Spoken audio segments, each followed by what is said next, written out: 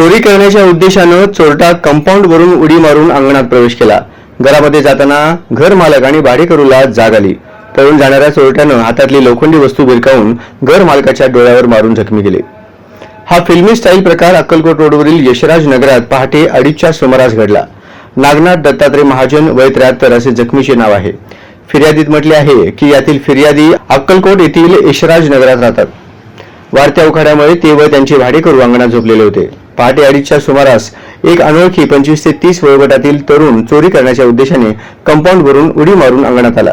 आवाजानं अंगणात झोपलेले फिर्यादी आणि भाडेकरूंना जाग आली। घराच्या दरवाजाची तोडफोड करून आत जाण्याचा प्रयत्न करीत होता। जागी झालेल्या फिर्यादीने आवाज दिल्याने चोरट्यानं घाबरून पळ काढताना फिर्यादीच्या दिशेने हातातील लोखंडी वस्तू भिरकावून मारली। यात फिर्यादीचा डोळा निकामी होऊन जखम झाली। एव्हाना चोरटा पसार झाला। सकाळी MIDC पोलीस ठाणे गाठून फिर्याद दिल्याने गुन्हा नोंदला असून तपास सहाय्यक पोलीस निरीक्षक सोळुंके करीत आहेत।